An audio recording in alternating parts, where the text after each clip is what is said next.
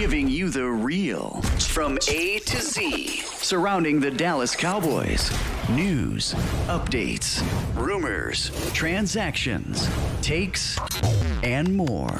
So strap up, Cowboys Nation, and start your day off with A to Z Sports. Live with Will Steele. 3, 2, 1. Here we go. Oh, yeah.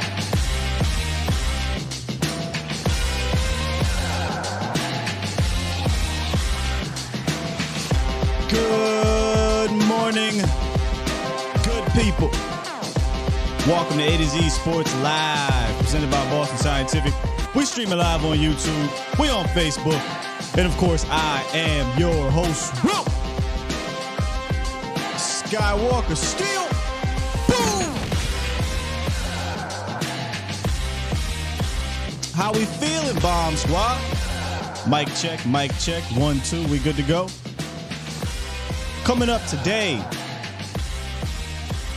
I want McDonald's. We got McDonald's at home. We pulling out the leftovers. Talking about OTA leftovers. We didn't go over everything last week. Not everything. So we're going to cover most of that. And then in the roundup, did we get some actual credit from the big wigs? I think we did. A little bit of credit from somebody. So we'll take a look at that as well. Ah, man, my mic sound a little bit weird, but if y'all say it's cool, it's cool. We'll roll with it. Appreciate y'all for coming through like y'all do every single morning, no matter where you're watching, how you're watching. It means a whole lot, man. And I'm fully integrated into this morning thing now. It's now part of what I do, obviously, in my life, period. But I used to have that transition period from doing evening shows to morning shows, and now it's not a big deal no more, man. Because I got y'all here, man. What's good, Bomb Squad? Bomb Squad! Y'all wake me up, man. Y'all wake me up, believe it or not. But if you want to call into the show today, you can. Here we go. 351-999-3787 is the call-in line. And, yeah, we could talk about some of the leftovers today, which I think will generate a little bit of conversation. Let me say that. It'll generate a little bit of conversation, and as it should, because we need to talk about some of these things that may or may not happen, some of these battles that may or may not happen, and the domino effect of some of these things. So we'll take a look at an insider, a reporter, and go through some of their tweets and just chat about it, man. It's getting into that point of the off season where, since the media is not allowed to see the practice every day, we only get one day a week. It's tough to stretch that, but that's what we're going to try to do. And doing what I do 5 days a week, it don't matter. You know, A to Z don't give a damn about that. So we got to come on here and give y'all quality shows. And that's what I try to do, man. I try to give y'all quality shows. And today I think we'll have a good one. Easy one, but a good one nonetheless. All right. With that said, let's go ahead and hit this roundup real quick. Not a long roundup. And then we'll come out and we'll get back to the practice observations. And we'll talk to y'all about it, man. The first one up after the roundup is probably one of the biggest things that came out of OTAs last week. We briefly spoke about it, but we didn't really go into further detail because we were at Hattie B's and the show took a left turn. But we'll bring that back on track and we'll talk about it. So let's hit this roundup. It's time! It's time! It's time! It's time. It's time. It is time for... It's time for the morning roundup. Round 'em up, boys.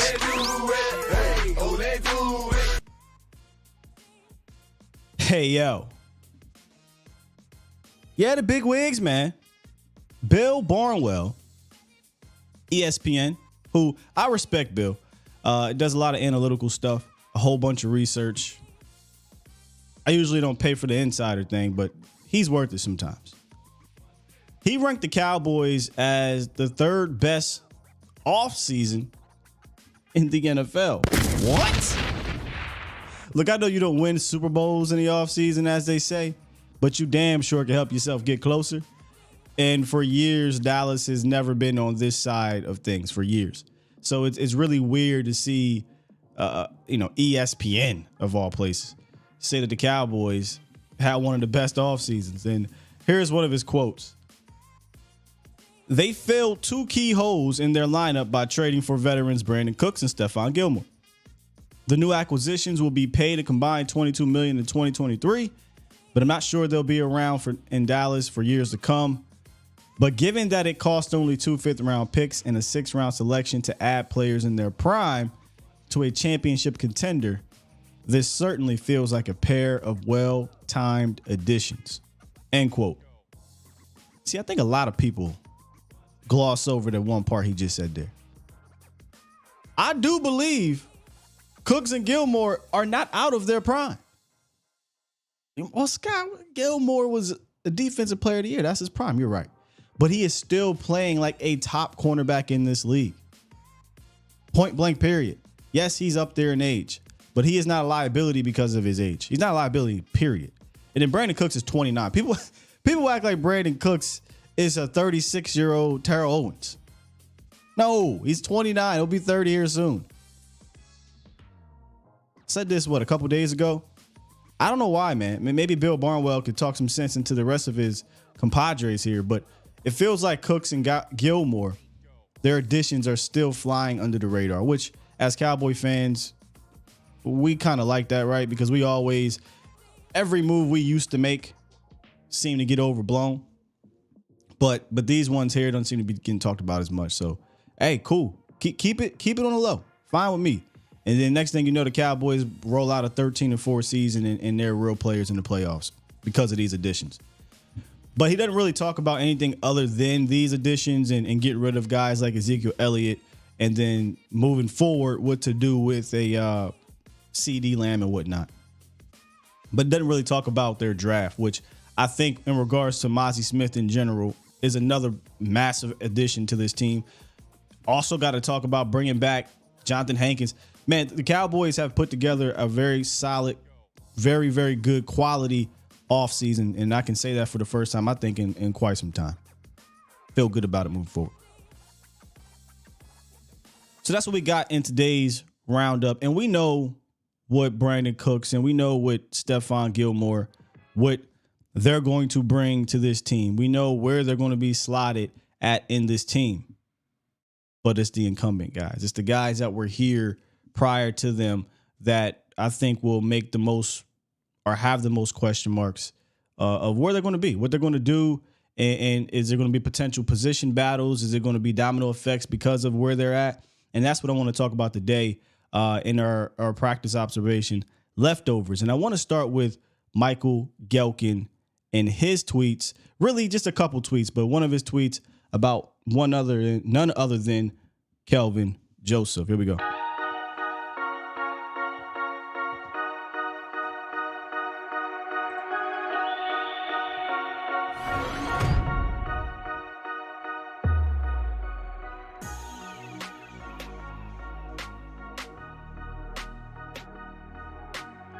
So shout out to HTM Landlord and West Coast Cowboy. They'll have Kelvin Joseph on today, I believe, to talk about his career and whatnot.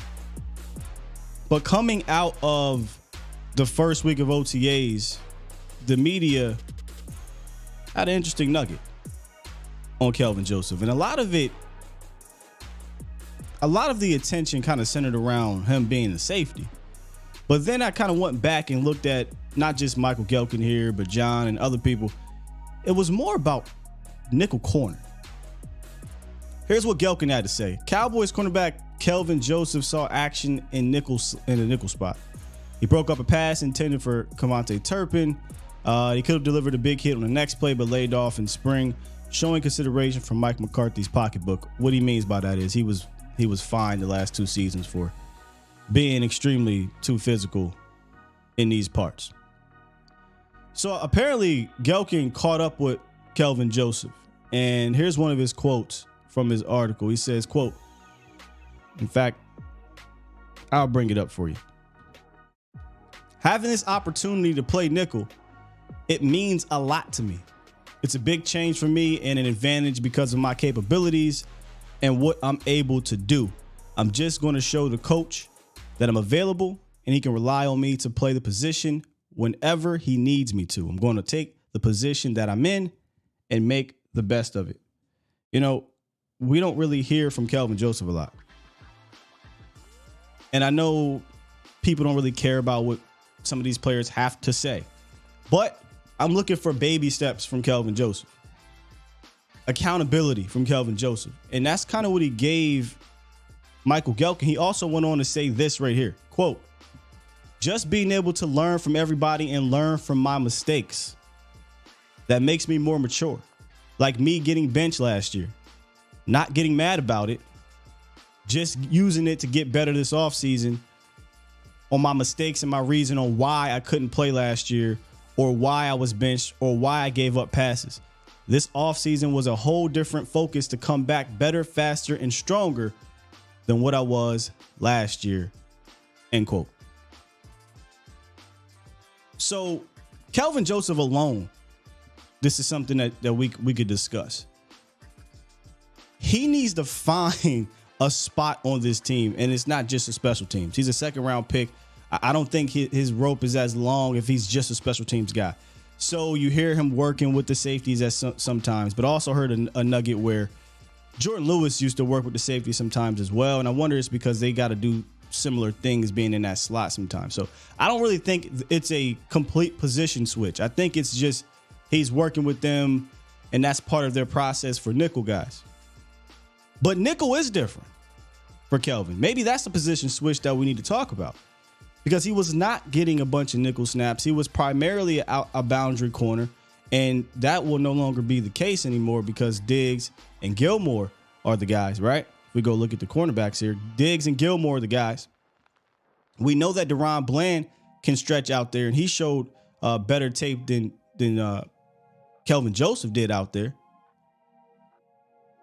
So where can he fit? Well, behind Deron Bland, there is Jordan Lewis at the nickel spot. Now, Jordan Lewis was out as well as Trayvon Diggs. So what they did was they bumped Deron Bland out to the outside, did a lot of snaps out there, and now we need a nickel guy. So they are giving Kelvin Joseph an opportunity to show if he can do some nickel things. Now, we can look at this a number of different ways. We can look at this as, hey, Kelvin, this is your last shot here. This is your last opportunity to make a statement outside of special teams. Because if not, and Jordan Lewis comes back and he earns that fourth cornerback or third, whoever wins that battle, I personally think it'll be Deron Bland will have the third, and it'll be up to Jordan Lewis to maintain his fourth position. Then there's going to be real conversations about where he fits on this roster. Now, competition is not a bad thing here, but let's not get ahead of ourselves. We were talking about this yesterday on Vacha's show. There is apparently a group of people out there, talking to you, Mark, who are ready to just cut Jordan Lewis right now. Slow down. It's as if we completely forget what happened last year. You know, it's as if we forget that when the Cowboys suffered injuries at the position, we were going to the streets looking for answers.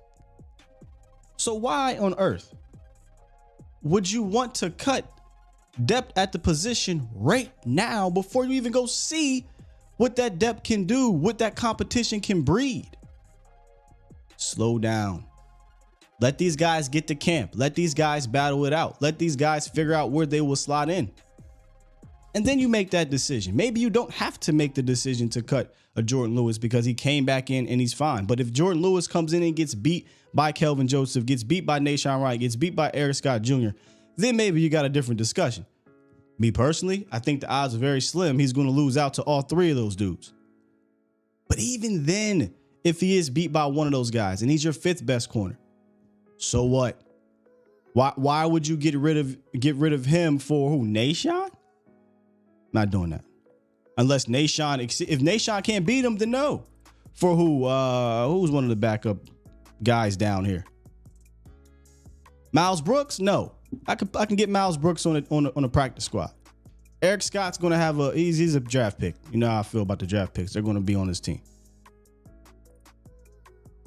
But let's slow down here. I mean, this falls in the same category of people trying to get rid of Dorrance Armstrong, Jordan Lewis, and all these other kind of veteran dudes on 1-year deals. We're in a championship window. Are you trying to win a championship, or are you trying to get the young guys play because you're rebuilding? If you're trying to win a championship, depth is extremely important. So that's my whole stance on the Jordan Lewis, Kelvin Joseph, or whoever it may be battling against him. Let's just wait till we get to camp. Let these guys battle it out before you're trying to cut them to save $4.7 million on a cap. What does that do for you? You're about to get $10 million from cutting Ezekiel Elliott. This $4 million does nothing for you. That's not going to be the reason why you go get a DeAndre Hopkins.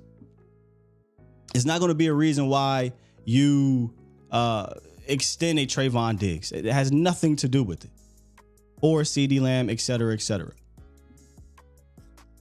The only reason why you would want to move off of him is to prove that you are right about XYZ, or you just want to give these young guys a shot to elevate in the room. And that's the way to do that latter, is to do it at camp, man. It's not to make drastic moves here in May prior to him coming back. So I love to hear what Kelvin Joseph had to say. I love to know that he's taking this opportunity and trying to make the best of it. But fans, relax. Let this young man go out there and battle before you hand him anything. Because this time last year, myself included, I was like, hey, man, I think Kelvin Joseph might have a da-da-da-da-da. And what happened when he got out there at camp? Kelvin Joseph was quite literally the worst cornerback on the 53-man roster coming out of camp. What happened when he got out there in the season? He was quite literally the worst cornerback on your roster when the season ended. So let's slow down. That's all I'm saying. What are we saying here in the chat? I knew Kelvin Joseph was going to stir up some stuff here, man. Tyrone, I ain't seen Tyrone in a bit. How Kelvin Joseph responded to us getting Gilmore was enough for me. He says, dude, you're not in that position to complain. And he did, if y'all remember that Instagram post. And here's what I say about that. We made fun of him. Didn't like the response either. I said, take that anger and put it on the field. You mad they signed a guy because you didn't live up to what you were supposed to be? Then take that anger, use it in the offseason, get better, and go put it on the field. We're all human. Of course, everybody kind of feels some type of way if somebody's brought in to replace you. That's just human nature. Now, he ain't had to go on Instagram and say anything. But now use that as fuel. That's what great ones do. And I ain't saying he's great, but that's what they do. Rolo, I'm with you with the sarcasm here, because depth is such a terrible thing. It would be terrible if someone is injured and we have a competent replacement. I'm with you on the sarcasm, brother. I am. It's mind-boggling to me, when I hear let's just get rid of the dude for what? In May. Now, it'd be a different discussion if, like I said, all three of these young dudes go crazy in camp in preseason, and now you have that confidence to do it. That wasn't the case last year. There was one guy who really went nuclear in camp. The other dude and Nashawn Wright had it up and down camp, but Deron Bland was the one guy who was snapping. And it was conversations about, hey, man, he might be quarterback 3 now, and he was. But that don't mean you cut the guy. You need the depth. Trying to win a ring. Trying to win a ring and win a ring, and you need the depth.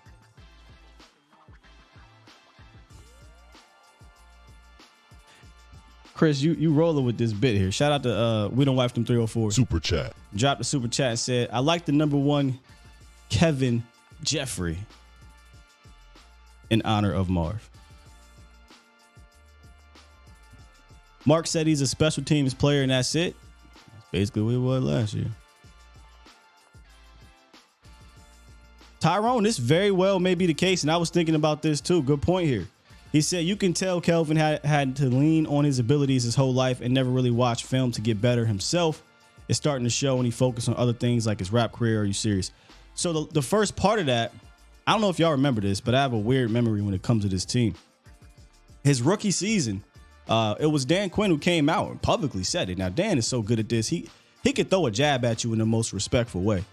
But he came out and he said, yeah, man, but right now we're just focused on working in the film when it comes to Kelvin Joseph. AKA, this dude don't know how to watch tape. I mean, that's basically what he said. And look, that's not necessarily a disrespect to Kelvin Joseph. That just is what it is. He, like you said, I think he relied on his abilities. It was one of his red flags coming out of LSU or out of Kentucky was the coachability thing. But see, once you come into the league, you go back down to the bottom of the totem pole. You're no longer big man on campus. So, yeah, you're right about that. All right, let's get to Michael Gelkin's second tweet.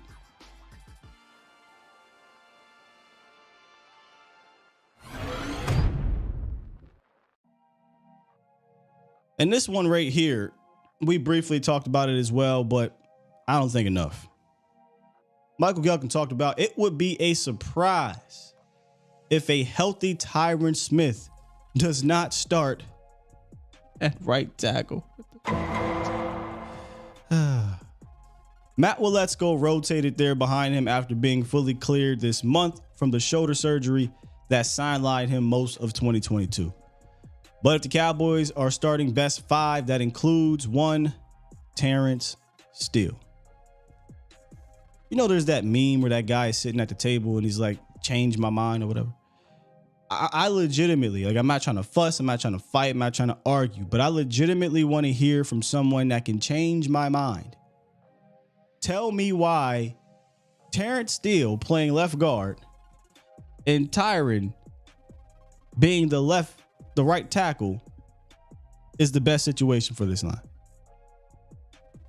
Someone please tell me how a guy like Terrence Steele, who was an ascending right tackle, he's already, in my opinion, one of the better ones in the league, but he's still getting better, who has over 2,300 snaps at right tackle, who is already one of the best offensive linemen in regards to run blocking, not right tackles, not left tackles, not guards, not center, one of the best offensive linemen in run blocking. Why would you move him to the other side at a different position? So I'm legitimately asking because I can't think of why this makes any sense. So if you're somebody out there that believes that Terrence Steele at left guard and Tyron Smith at right tackle is the best thing for this team, I'm all ears. I won't fight you. I won't fuss you. I legitimately want to hear the other side so I can get a better understanding of why this supposedly makes sense. Why would you mess with what Terrence Steele's becoming over there? I don't understand.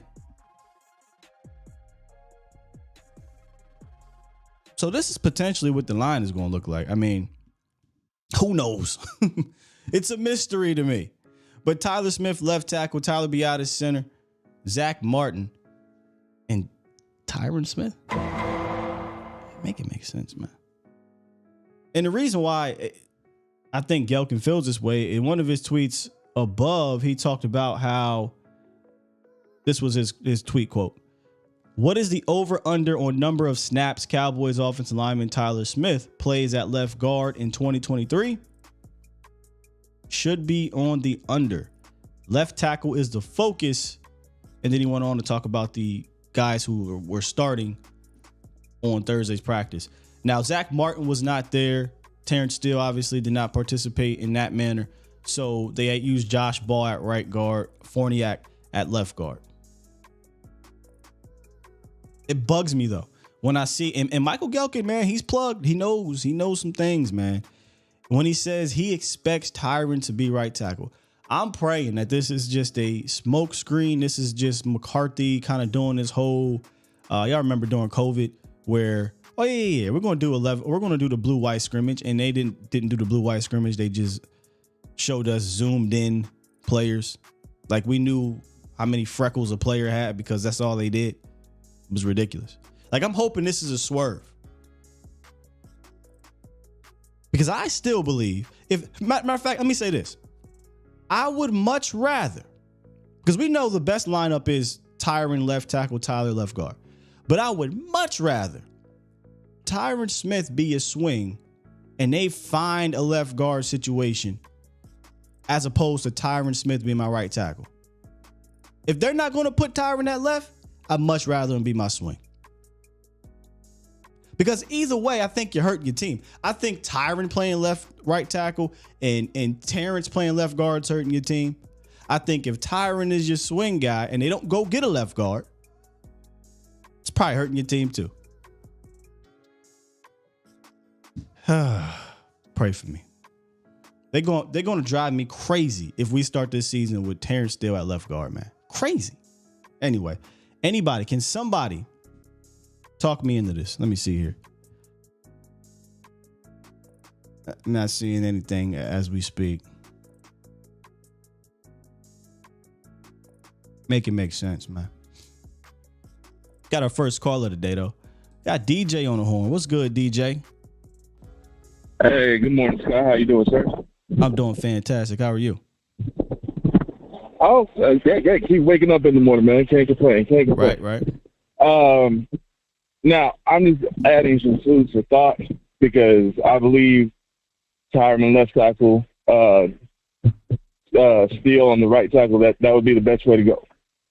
But I just had a thought about maybe they're trying to fortify the interior of the line because, you can't do much at center, but you are putting your best two guys in the middle where pressure up the middle is the only way you can really get to that. And I guess if you're choosing between, you're picking your poison, if you're going to have a guy come off of the edge, he can step up, whereas if it's in the middle, then, there's not much he can do with that. That's where he would get most of his sacks, and most of those quick sacks would come from, if I recall correctly. Wouldn't you put Tyler Smith in the middle then in that case? Because if you're talking about protecting the middle and anchoring and all that stuff, that's what Tyler Smith can do better than a Terrence Steele. Terrence Steele's not known for his pass blocking anchor, whereas Tyler Smith is. You know what I mean?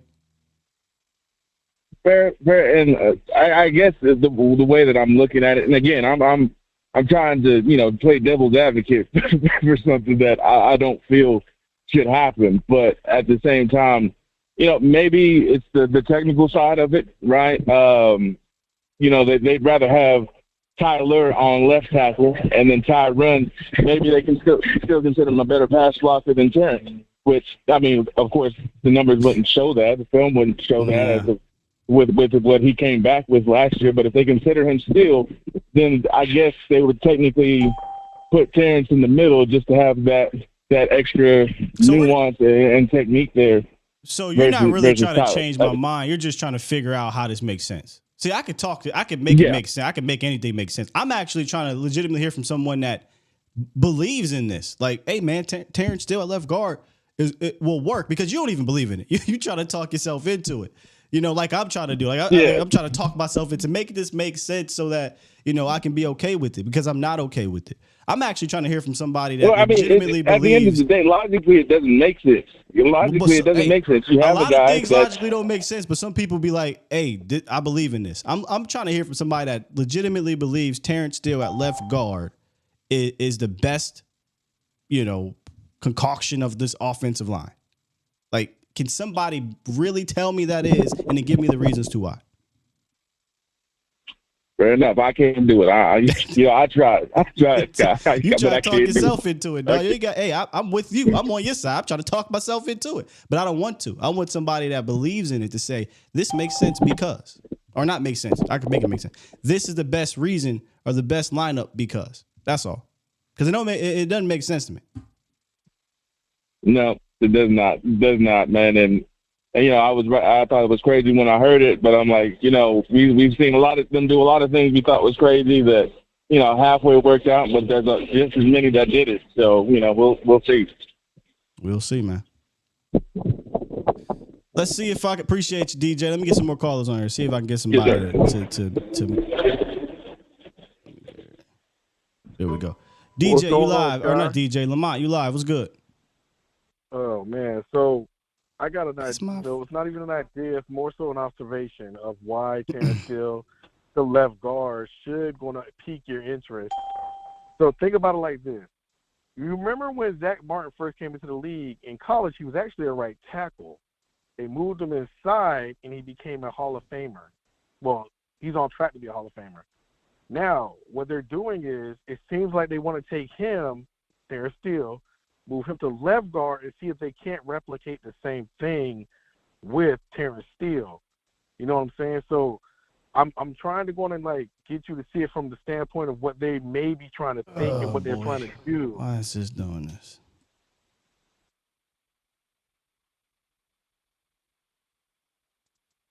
Hello? Yes, sir. Nah, you still there. I'm trying to figure out my camera situation. You can keep going. But Terrence Steele is a great run blocker. Pass blocking is not necessarily his best asset, but he's getting better each year. Technique-wise, he's getting better. Tyron returned home to right tackle when he first came to the league. He was a right tackle. In college, he was a right tackle. And I'm guessing the thing is they want to really get Tyler Smith a lot of reps at left tackle since that's the position he'll be taking over for. As far as the whole Terrence Steele thing, though, like I said, I think they're trying to replicate what they did with Zach Martin, and they're trying to get Terrence Steele to get to that left guard position to see if they can make him into a Hall of Fame left guard as well. That's all I got for this guy. Gotcha. So I'm going to ask you the same question that I just did with DJ. Do you believe that, or you're just trying to find a way to make it make sense? Like, do you believe Terrence Steele at left guard is the best spot for this line? So I believe Terrence Steele being put in a position to succeed at run blocking and to pretty much hide his deficiencies as a pass blocker. Deficiencies? Is the best thing to do with him. I'm saying, like, he gave up 1 sack at right tackle or 2 sacks maybe in the last 2 seasons. I know, but I'm saying the left side needs help also as well as far as from run perspective. Right. I know he's a good pass blocker. I know this, but I'm saying I've been hearing things like, why not put Tyler Smith at left guard and Tyron at left tackle where he's been all world? Because I think the thing with Tyler Smith is they don't want to put Tyron out on the left side because Tyron is not guaranteed to play no more than 6 to 5 then, games. Sir, why would you put Tyron Smith in the starting lineup in general? That's not no. So listen. Remember, you didn't tell me to convince you why Tyron Smith should be in there. I don't think he should be. No, what you mean? If we go look at this graphic, the graphic is tell me why this makes sense. Tell me why, or not makes sense. Tell me why this is the best lineup. Tyron Smith at right tackle, Tyler Smith at left tackle, and I guess Terrence Steele at left guard. Tyron Smith is part of this mystery here. Like, why is this the best? So look, I get it, y'all. We can do this back and forth of, hey man, maybe this, maybe that. But I'm not hearing nobody really believing that this lineup is the best lineup. That's all I'm saying. Somebody tell me why they believe this is the best lineup, not the ifs and fifths and all that stuff. All right, I try, bro. I know. I appreciate y'all trying. Because, look, I can talk myself into these lineups. Like, I can talk myself into trying to make it make sense. But we don't believe in that. So I'm trying to hear from somebody that actually believes Tyron at right tackle is better for the Cowboys and Terrence Steele at left guard. Why is it better for the Cowboys? Well, I don't know, bro. I guess we'll have to find out during the season, bro. All right, man. Appreciate you, Mont. All right. As I'm trying to figure out this damn camera situation here, let me get Boss Cowboy in here because I know Boss might be able to talk me into something. Boss, what's up, man? What's going on, big bro? What's up with you, fam? You hearing about this this Terrence Steele, left guard, Tyron Smith, right tackle thing? Oh God, yeah. How you feeling about it? I mean, it's a lot. I hated it at first, but now I'm open to it. Okay. I hated it before the draft. Now after the draft, it's like, well, what else we go through, right? So I think that, because it's a situation of where when you say, is this the best? Likely no, but is this something they have to consider? Likely yes. But the more I also look at it, the more I'm starting to know that it's likely also we will. I don't even really believe. I think it's like a major smoke screen. Yeah, I'm thinking it's a smoke screen because when I looked into Gelkin's latest article, and he was saying that basically Terrence Steele lost already 8 pounds and been working only at right tackle. Like, all his prep is right tackle. And we know from being previous players, and we know this from dealing with players, they don't last minute a plan for you that they need you to have off-season work for. You see what I'm saying? Yeah. So if they wanted him to be a hybrid, they would prepare him to be a hybrid now in terms of his diet, in terms of his workout regimen, all of that. The way that I think right now what they're doing is they know that he's likely not going to be ready for week 1. I think that's what they're prepping for. And they're going to want, at the short term, in my opinion, Tyron Smith to play right tackle in the short run, buying him time to get back. That's my suspicion. And then they're going to take the guys that they have at guard and let them compete to be the Band-Aid to kind of hold it down for maybe the first 4 games. That's what I'm suspecting. Yeah, so basically they're just preparing themselves. They're just, covering their bases in case anything happens. I can get behind them preparing themselves, but when Gelkin said he expects Tyron to start at right tackle, that's what made me say this don't make sense. Right. Because, see, the thing that's, to me, kind of make it hanging everybody up is we don't know when Steele coming back. Yeah. So, because I remember even last week when you had on Patrick Nosey Walker, one of the things that he clearly said in that interview that y'all did is there's no word yet on if he's going to be put on the PUP list for training camp. See, that's real key that what he let out, because if he's put on the PUP, then obviously they're going to be trying to buy time to get him back. But the good thing about PUP and training camp is you can pull him out once you feel like he's ready. But then if he goes into the second PUP list, he's going to basically miss 6 games. 4 games. Or 4, yeah. 4 now. 4, you're right. So I think what they're doing, and it's very Mike McCarthy-ish, is I think this is a typical smoke screen, and they're trying to keep their competitors off guard by having you over-prepare. And so right now they feel comfortable, in my opinion, and I'm just thinking out loud because none of us really put this together fully yet. Right. We're just trying to go through these keys which not connected. But my suspicion is they don't think Steele is going to be ready. They're not ready to admit that, so they're continuing to kind of throw smoke out there saying stuff like he's ahead of schedule. So my question is this, Sky. What was the original schedule date? I don't think we ever got an original date, but it depends how you look at ACL injuries. That's what go ahead, I'm sorry. Yeah, it depends how you look at the ACL injuries. Not 9 to 10 months or whatever is the normal recovery.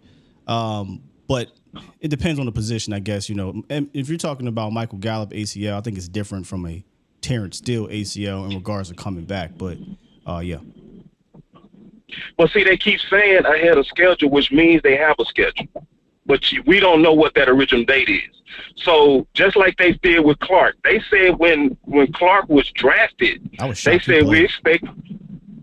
Yeah, but they said it on draft day that he was going to likely play. They say he's going to likely be a PUP guy, and they said it's going to be about a 6-month injury.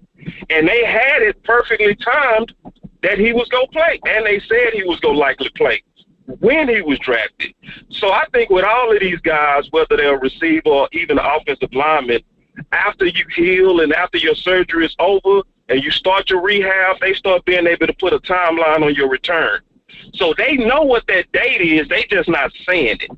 And that's very key because they know it, but they're not saying it, but they're preparing, in my opinion, for him not to be there. That's why they're keeping Tyron Smith, in my opinion, at the right tackle and throwing out smoke as if Terrence Steele is going to be the left guard week 1, and that's not going to happen.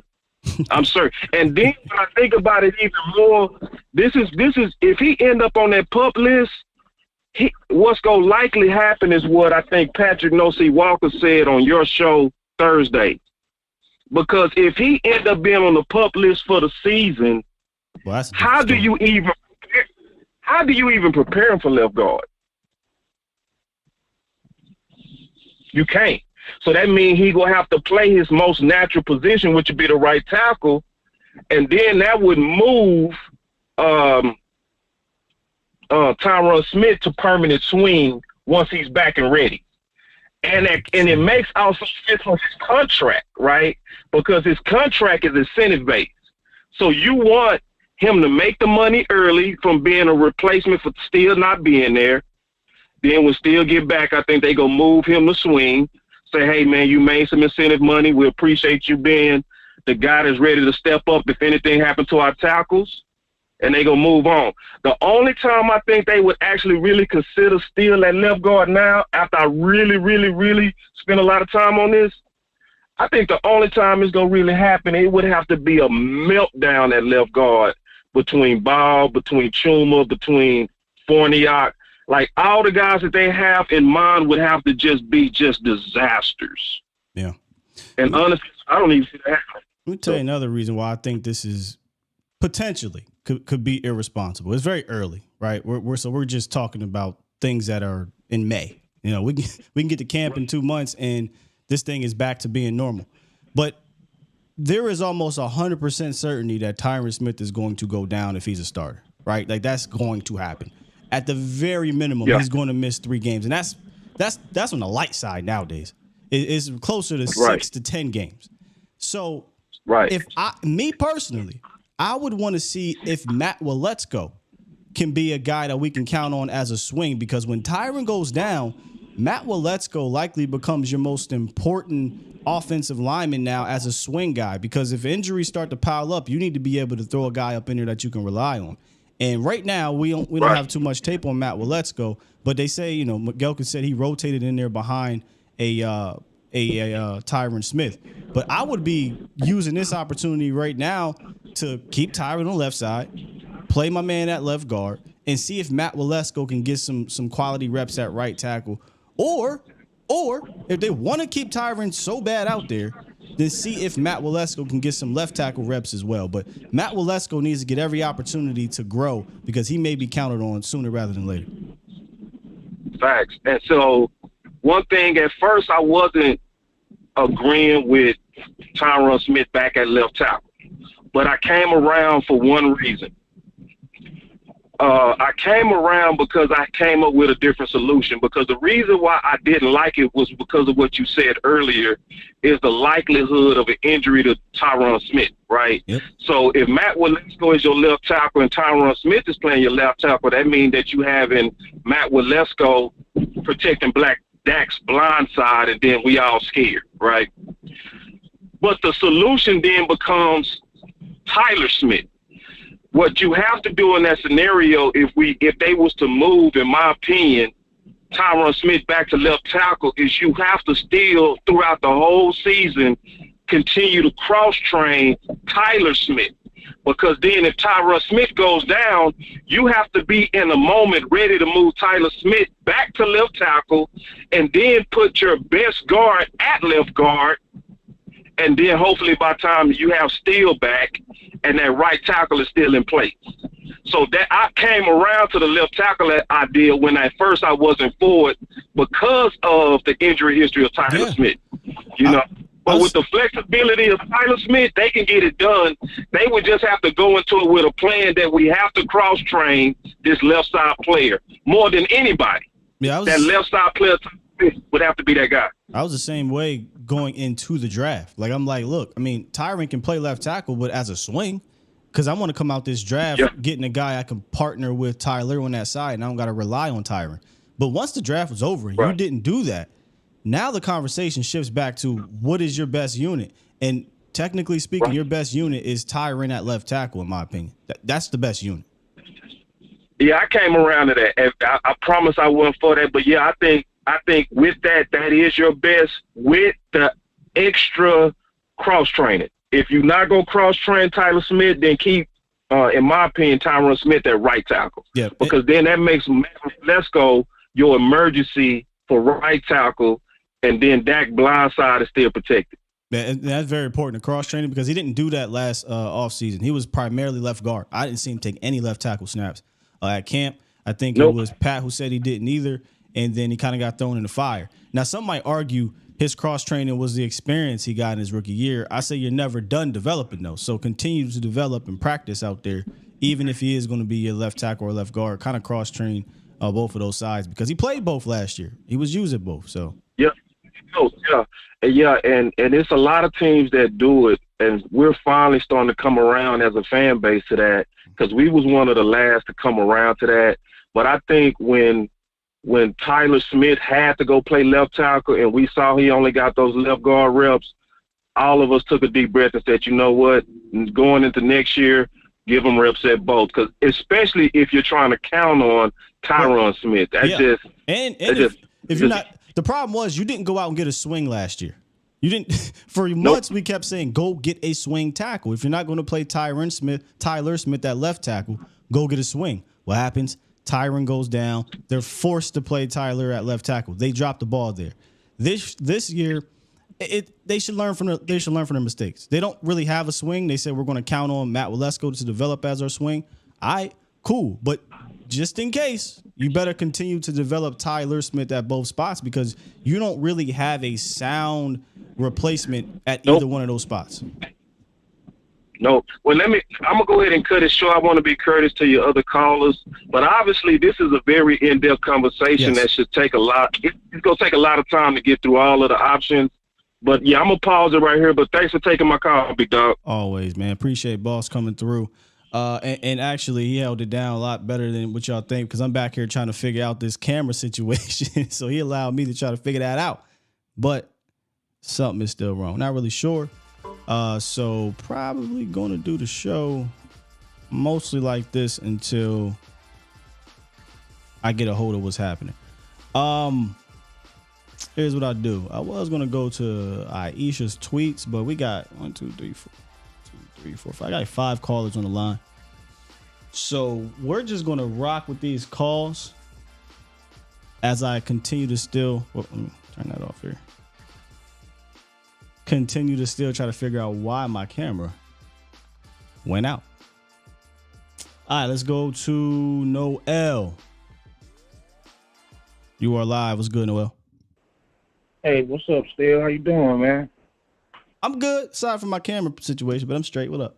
Yeah, I hear you over there. You know, with this technology, man, you can have the best of the best, know how to hook it up, and them things overheat sometimes. You know, them processors in there. Man, look, the way we be running it with that 4K and stuff, it can sometimes overheat. So hopefully, I don't even got the best of the best. I'm finessing. For real. Well, what I think happened to your camera, just to throw this in there real quick, probably overheated. So to protect the process of the camera, I think it probably shut down. You know what I'm saying? That way it can't cool off and you can continue to use it. We'll see, man. But what you got for the show? Yeah, but man, I was listening, man. I honestly think we got a good problem at our offensive line, because I think we kind of evaluating the positions pretty good, and considering that we're changing from the Kellen Moore option route offense to the West Coast. What I was looking at while I was listening to you and Boss, I was like, well, even if we did have an issue at right guard or tackle, I don't think it's going to hurt us that much looking at the numbers based off last year, and then we run the West Coast. And what I'm trying to say is, don't get me wrong here, the ball will be coming out a little bit quicker, so I don't think that will be under as much pressure, and considering he'll have more options as to what he can do if he sees himself in trouble. I think we'll be all right with the offensive line, considering we'll be doing a lot of play action. Also, I guess that's the only thing I would be concerned is when we do plays out of play action with a long hold up long enough so he can go through his progressions and his reads. That's fair. But I think it'll be at least a second and a half faster as for him getting the ball out. So where we might struggle, or whoever's in that position, if they struggle in there, I think he'll have a check down, that where he can get the ball out to avoid the sack. Because I am concerned about that myself, Dak, staying healthy for the whole year. And I think, if I'm not mistaken, I don't know, will he be a little bit more mobile this year and be able to get outside the pocket like he was saying and improvise a little bit? Because he sounded excited about that. Yeah, that's one thing I wish I would have talked to the one caller who said who talked about what Kellen Moore was making him do. I think that's one thing that hurt him a bit was he didn't really improvise as much once Kellen became the guy. Now, I'm okay with that in regards to him developing as a passer, but don't take away, his mobility. And I'm not saying he got to run 5-6 times a game in regards to pure rushing, but him just being able to move around, escape, get a first down, let him do that. Right. I agree to that. And I guess the one area we will have to figure out since our extra blocker is not here anymore, which would be Zeke. How they gonna implement that with the running game for protection, for extra protection. But that, I guess, do you think that's probably why we drafted the tight end for that? Most likely. Nah. I mean, Zeke was an extra backer in the backfield. The tight end is going to be doing things at the line of scrimmage and getting out on routes. But I'm gonna go to a tweet here that might answer that question. Okay. Not right now. When you get off the phone. Appreciate the call. Okay. All right, but yeah, I mean, because I just want to stay on. Of course, there's always a lot we can dive into and talk about. I just wanted to kind of stay on. I'm keeping my mind sharp on staying on, topic about this offensive line. So, I was thinking really hard about it as for moving it around, but the ideal, of course, offensive line will be Tyler Smith, Tyler Smith, Biotis, of course, the center, Zach Martin, and Steele. So I just think once Steele become fully healthy, then I think he'll solidify that. What is it? Is it the right tackle? The left, yeah, the left, position. Yeah, I guess you gotta the rehab and all that. I mean, I think that's probably why they want to try him at guard, because you at guard it's less pressure, less movement. Especially the type of injury he had, so it'll be less movement. So I think that might be smart to get his feet back wet. Let him play a couple of games there. Oh. That way, we won't just put him back into the fire and he can tweak it again, trying to give his all to protect Dak. So let me give you the other side to that. You want to move a predominantly right side player to the left side where he's shown that he has issues adapting to that side. And not only to that side, but to a position he has never played. That is throwing him into the fire. And that does make your offensive line a liability. That's why I would much rather throw him back into the quote-unquote fire at a position that he has over 2,300 snaps at in the NFL, and he's an ascending player at. And in my opinion, he's one of the better right tackles in the league. So that's the other side. Let me ask you this. Still. Mm-hmm. Okay, what if we was that's the primary goal, what you're saying, period. Mm-hmm. And they're aware of that. But what if they, how we are, we can be not scared, but we very precise about how we do it, because we don't want them to get hurt. So what if we do it for like one or two games max? For what? Not saying that's a primary position, just so, like I was saying, cause I don't know, I just got a feeling, I really do, man. I know they're not trying to rush him back, but some telling me if we just throw him back in the fire, I really do feel like he gonna hurt himself. But again. You are throwing him in the fire. You're throwing him in maybe lava, because he's never played that position. And it's not a position that's really suited for him, in my opinion. He's a tackle. He is a tackle. But, this ain't like Tyler Smith. Right? 6'6" and some change. 6'7", right? No, he's 6'6" and some change. So you're right. We are in a pickle because at the same time you putting them at guard, knowing Dak is not that tall, trying to look over this big guy like that. Yeah, that can be a problem to him being so tall. His back sitting up like that. They trying to put Josh Ball at guard. Ain't Josh Ball 6'7"?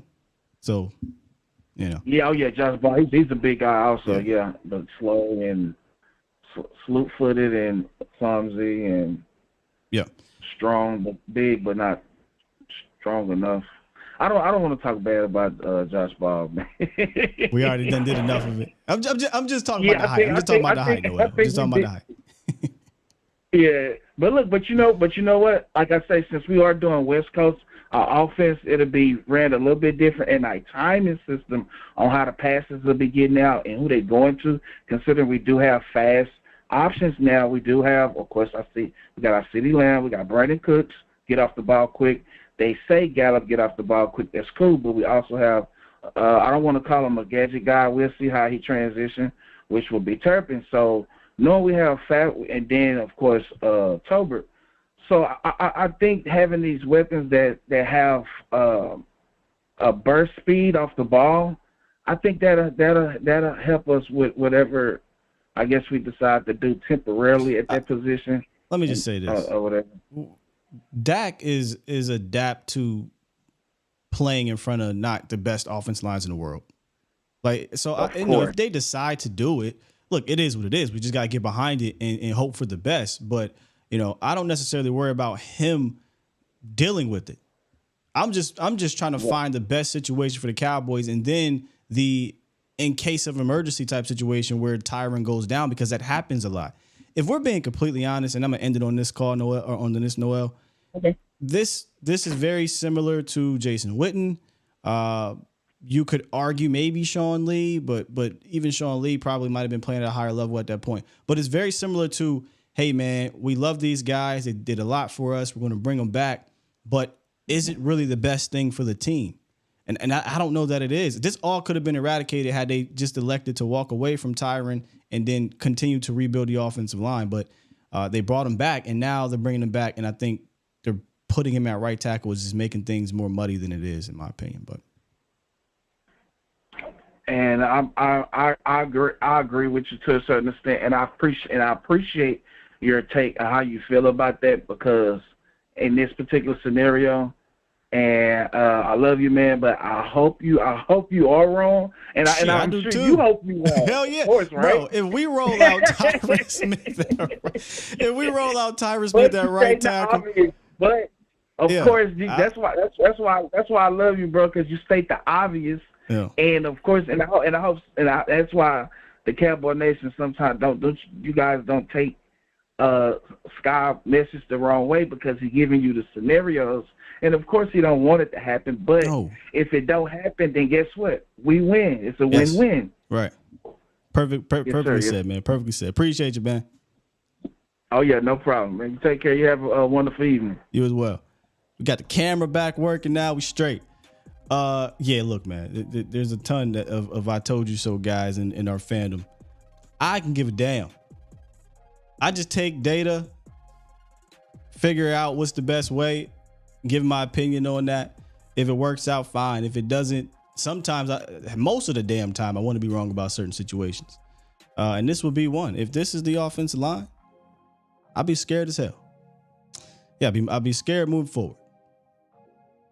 Not the best offensive line to me. Like, I think it'd have to be switched around. But damn it, if Tyron Smith plays 17 games and Terrence Steele turns into an all-pro left guard, you think I'm going to complain? Hell no. Absolutely not. All right, we got the camera working. So I guess we can stay on for a little bit longer. So Noel brought up the Zeke thing, and I was going to use that to transition into Aisha's tweet, and I'm going to still do that. I'm going to still do that one time for the one time. He talked about the whole blocking situation. And shout out to 2i. Twin tweets. That's what I'm calling it. She said, I also got to say, I was surprised with how much work Hunter Lipke got with the ones today. Cowboys have options coming out the backfield and to work the intermediate part of the field. Look, Hunter Lipke has we talk about X factors with Michael Gallup. Lipke could be an interesting X factor, and I'm not going to get too far ahead of myself here. We got to see what he could do in camp and preseason and whatnot. But if he's able to make this team and if he's able to carve out a role, the Cowboys could have their own Kyle Juszczyk in a way. I get it. Kyle Juszczyk is, if there was a Hall of Fame for fullbacks, which there was, I don't know if he's going to be any more Hall of Fame fullback, but damn it, he's working his way to be that because he can do so many different things. And the cool thing about having a guy like Juszczyk, or if Lipke can kind of form into that, is that you are able to have more versatility in your basic formations. It's what San Fran does. They don't need to come out in a whole bunch of trickier personnel packages. They come out in their base packages. They just do a variety of things because Kyle Juszczyk can do a variety of things. Hunter Lipke can do a variety of things. So seeing him working with the ones, kind of exciting actually, because I fully believe that Mike McCarthy can handle a fullback on this roster, can utilize a fullback on this roster. I never believed that Kellen Moore could. I don't think Kellen Moore ever really wanted a fullback. Didn't fool with one at Boise. They paid one here, didn't use them. They tried to bring in different guys, didn't fool with them. But Mike McCarthy, different, man. Mike McCarthy know what to do, so he working with the ones. I can't wait to see that during camp. All right, let's get back to the lines. Let's talk to Jake the Great. It's 3 days in a row. What's good, Jake? Yeah, man. Shit, I haven't got off the road, man. I'm back home in Florida, so you're my little early morning call every day. You feel me? Shouts out to you. Hey, man, shout out to Boss Cowboy. He done kind of answered my question for me because I think these Cowboys are real goofy. And just the thought of Tyrone Smith playing right tackle is just all wee-woo for me because even if he's a swing tackle, you're going to need a swing for the swing. You understand what I'm saying? Yeah, I mean, you have to look at Tyron Smith as a guy who's going to go down. So the guy backing him up is extremely important now. Facts. And, the whole idea with – I just can't see Terrence Steele playing left guard because when he was on the left side, he was your second cousin who was calling him Terrence Aluminum. Yeah. So I don't want them to take away from what this man's been doing. He's been a beast at the right tackle. I don't know why you would put a liability like Tyrone Smith. If anything, I think it's really time to move on from Tyrone Smith. I feel like he's hindering the team just because your best ability is your availability, and he just ain't have it. We're not even wishing bad. I'm saying if he gets hurt, it's when he gets hurt now. So I just think it's just real asinine to have him starting at right tackle. It's kind of put us in a hole, if you ask me. How do we forget how dominant him and Zach Martin were together, man? I mean, come on. Bro, I was watching highlights of when Boss was breaking it down, and I'm just seeing Terrence Steele just throwing people, just big body banging, and I'm like, are we not watching? Is Stephen Jones them not watching the same film that we're watching? Because it's like, damn, I don't want to fall for no wee-woo, but it seems like they want to play the man about some money situation because he looks like a dominant right tackle. Why would you put the Mr. Glass out there at right tackle? It's just crazy, man. Just watch how he moved when I talk about Tyron at right tackle and watch how Terrence moves. It's totally different. Tyron moved like my body different, eh? I breathe different, B. Like he moved like his body just different now.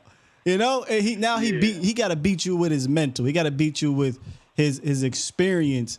He's not the same physical Tyron, but if you want to at least try to tap into the old Tyron, why not do it at a position where his muscle memory is he knows it like the back of his hand? And I'm talking about left tackle. Yeah, man. If anything, keep him at the left tackle. Then you don't have to cross-train so much because Tyler Smith, he's already been playing both positions at that left side. I think that's your best bet. But now, if we keep Tyron at the left, we got to get, like I said, a swing for the swing. But like I said, man, that's my little 2 cents for the day. Have a great day, Scott Walker. Bomb Squad, be easy, man. My guy. I'm out. Appreciate you, Jake. All right. Let me lock these up because y'all. 1, 2, 3, 4. We got 4 more callers. We on good time. Let's see what we got in here. You're talking about the wee woo. But nah, look, I know I'm joking about my body different, but for real, if you go watch Tyron Smith, man, and I get it, first year playing right tackle, maybe he has an off season, maybe he gets better, whatever. But it was just like, he moving like it hurt. He moving like it's a struggle. And then you watched, Terrence Steele. Man, I'm about to pull him off. You watch 78. 78 move way smoother, We got New York in the building. 917. What it do? What's up, Scott? This is New York. It's been a while. New York. What's up? What's up? Yeah, I know you were cold and you've been looking for answers, but unfortunately, I don't have answers. I just have more questions. That's cool, man. I wish I had answers. Let's figure it out together, man. What question you got? Honestly, I don't really have a question. I just have a complaint. It's just that I feel like we had a chance to address this issue in the offseason as far as the draft, and we took a tight end in the second when we could have got a plug-and-play guard, Cyrus Torrance.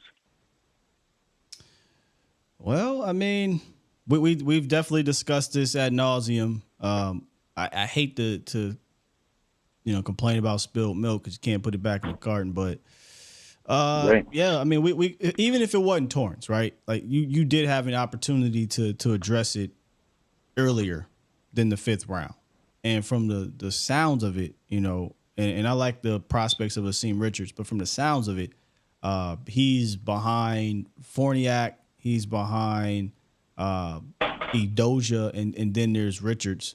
So he's obviously got a big hill to climb, which we knew that was going to happen. Right.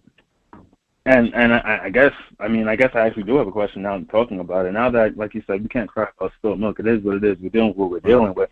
That leads me to the question with how can we feel confident about this team making a deep playoff run with such a question mark in the trenches? Because I know we've been talking about the acquisition of Cooks and how the skill positions are going to be so much better, which I think it will be better, especially with the change with the call changing in the play calling. But it's to my understanding that it doesn't matter how many elite skill players you have if the trenches isn't where it's supposed to be. Because I remember C.D. Lamb. Okay. There's your answer. You called it the play calling.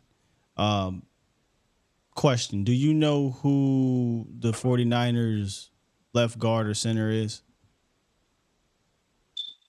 No. Okay. Do you know who the Cincinnati Bengals left guard or center is?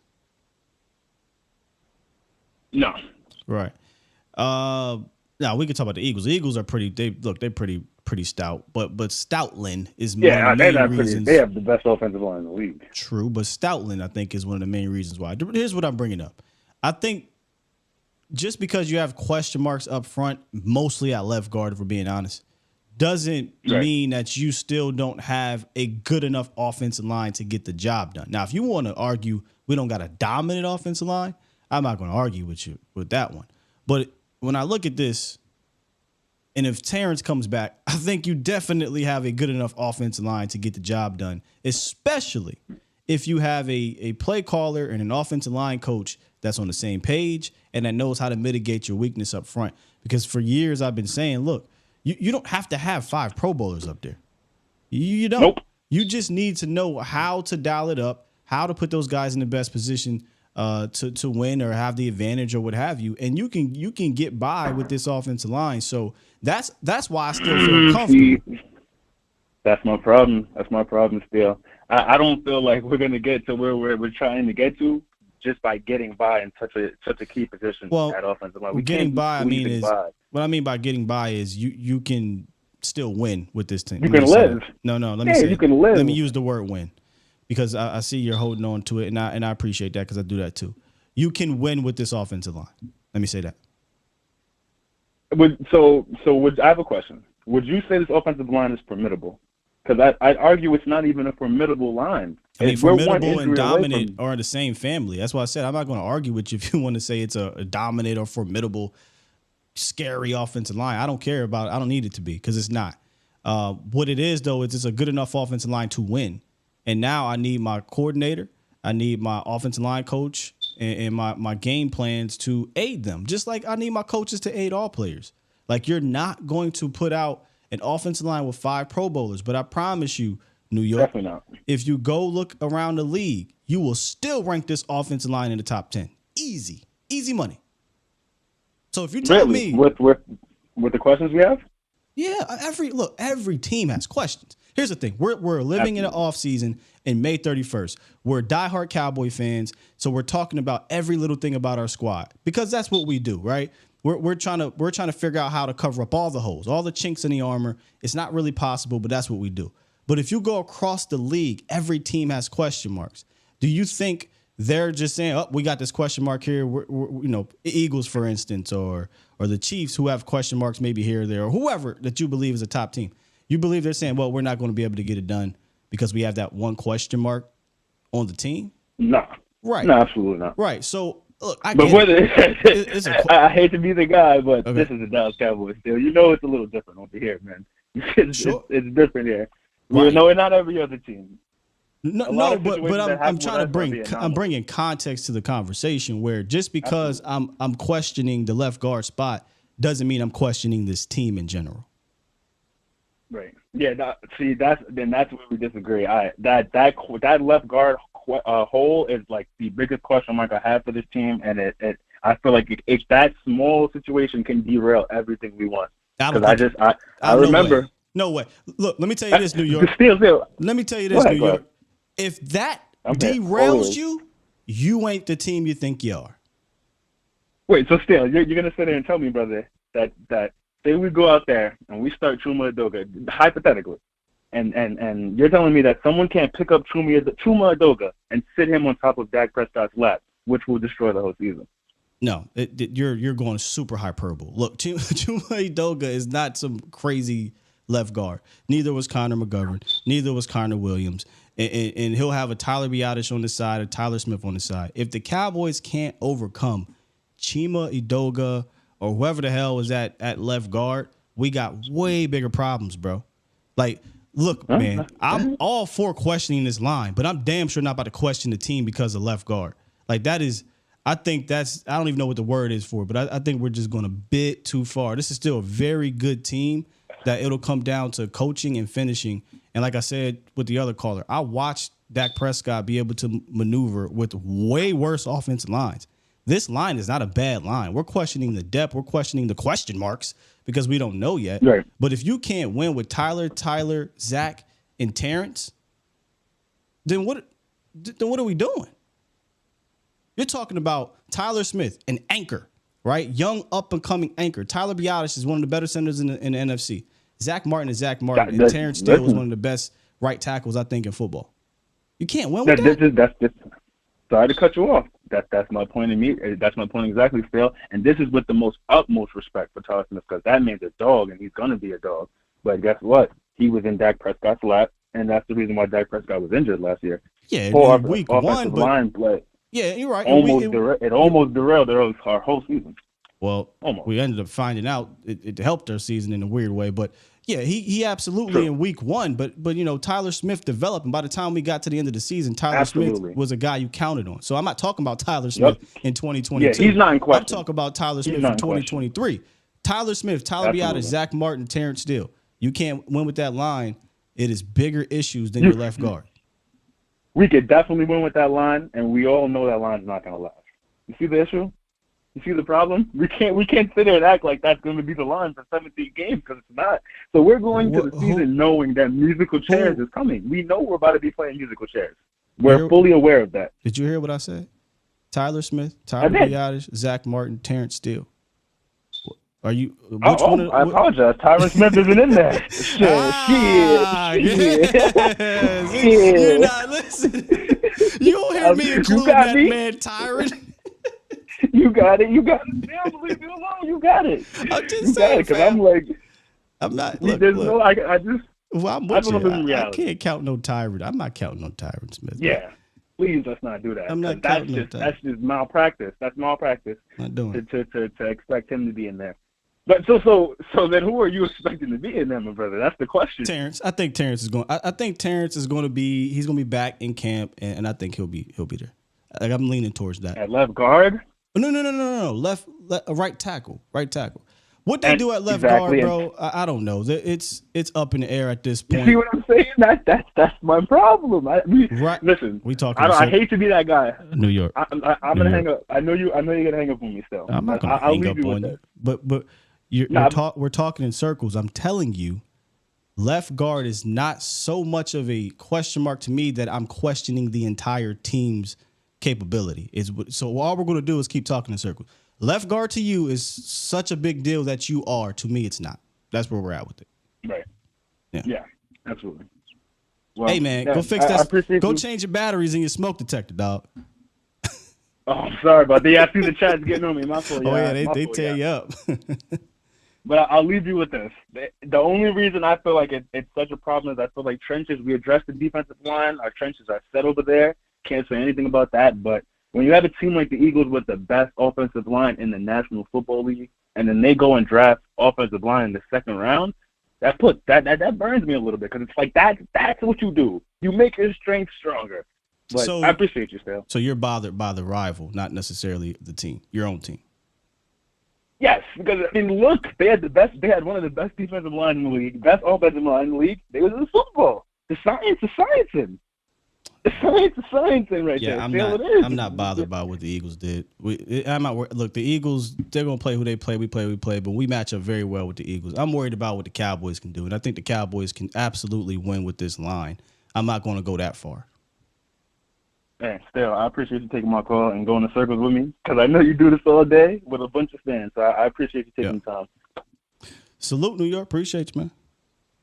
Hey, salute. Look.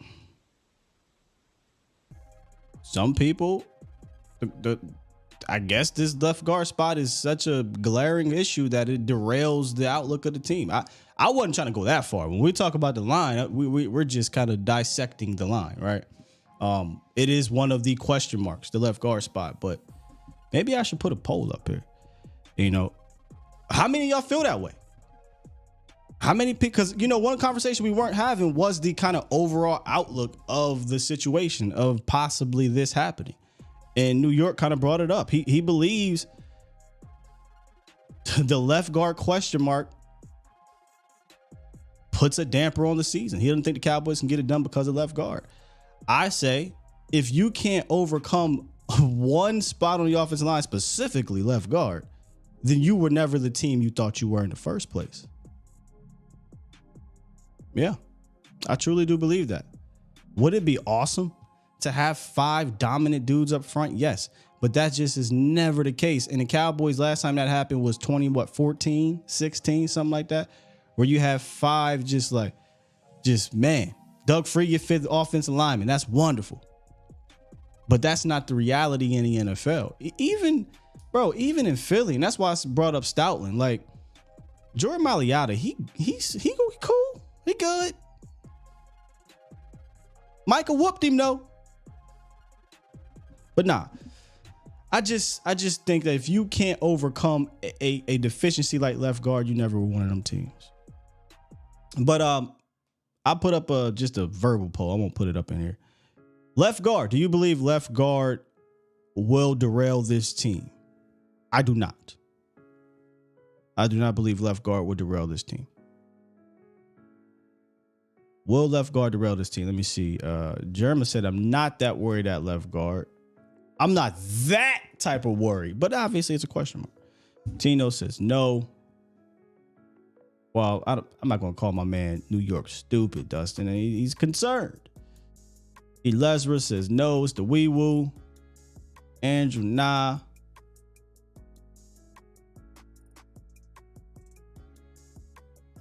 I'll go a step further. Did the Cowboys lose to the 49ers because of their left guard situation? Look, Connor Williams which one was it? Connor McGovern. Not that great of a left guard. I would say no. Were the Cowboys some dominant team against the Bucs because of the left guard? I would say no. We're just trying to figure out the left guard spot, but I'm not going that far as to that is why the season will be derailed. God, New York, I hope like hell we don't come here in week 1 or week 2. Somebody gets dumped on Dak and he's injured, because I'm going to be sick that we even putting this in there. All right, man, we got a few more calls. 903, what it do? Hey, what's happening, my man? Good morning, man. How are you? I mean, dude, it's another day trying to figure out this whole line situation like you. Yep. But the reason for my call, and before I get started, I did want to tell you that this is just me trying to rationalize why they would move Steele to guard. And like, we always talk about those inside positions as like playing in a phone booth, you know? And so like with him coming back from that ACL, him having to like do all of the big steps that it takes on that outside, like the rationale for me is that they're just trying to step him up to getting back to the outside, because like he doesn't have to take as big of steps, you know, but then again, you know, you also have to think about him pulling and stuff, you know, so that's where I come back to like square one of like, well, maybe that's not what they're doing. So it's just real questionable about them putting him at left guard. So but I'm trying to figure it out myself. This is why I can't wait to have on Pat, because Pat saw him yesterday, and again, we saw the video. Maybe I can find the video, but Terrence still don't look like he's tripping when it comes to how he looks in shape. Michael Gelkin said, offensive lineman Terrence Steele appears in excellent shape, but took only mental reps. And we'll get Pat on tomorrow, and I'll ask him how he looked on the courts, how he looked out there doing some, when he says mental reps, basically he's not going up against anybody. He's just kind of doing his own thing on the side. But Pat will be able to give us kind of an update on his physicalness. But hey, man, there was a video a couple months ago actually with Duke where it's like he tore his ACL and he was moving like that, man. It was very impressive. Yeah. Well, dude, like I can only hope that they would put the best 5 out there, which, I mean, even though he is injury prone, Tyron still is one of the best. And like where though? The hardest part is figuring out where to plug him in. Yes. And like I'm with you, homie. Like where we put him, you know? Because like one of the things that you had talked about, like in previous episodes, and like I'm talking like months ago, about how like how much of a wild man Tyler Smith was, like throwing people around and stuff, and thinking, and this is what I remember is like that may have been part of the reason why Tyron got injured last year, is because Tyler was just throwing dudes around. And like that's how Tyron has been injured in the past as well. No. That didn't happen, bro. I was at practice when it happened. Oh, okay. Yeah, Tyron Smith just he quite literally ran down the field, tried to make a block, and tore his leg off the bone. Ooh. It had nothing to do with nobody. Well, then I misremembered. So, well, I do know Tyler is a wild man. Regardless, man, he's gonna maul you. So, yeah, but hey, man, it's been great. Yeah, it's a dangerous game those offensive linemen play. Go for it. Because a lot of people fall all over your legs. So yeah, I think that happened to Connor McGovern. That's how. Yeah. Well, I mean, they don't call it the trenches for nothing. So. Facts. But hey, man, I appreciate you, Sky. I love listening to you every morning. So y'all listen and subscribe if you haven't already. My guy, appreciate you, dog. But good call. What's your name? This is T. Gordon Mayhall. I'm the guy that made you laugh about the Schoonmaker during the draft. Schoon. Appreciate you, T. Man. Be easy, Baba. You as well. Let me get to the super chat from Dallas Cowboys. All right, let me to all of them actually. Super chat. He said Dak's better when he's not second guessing. I think a lot of people are, right?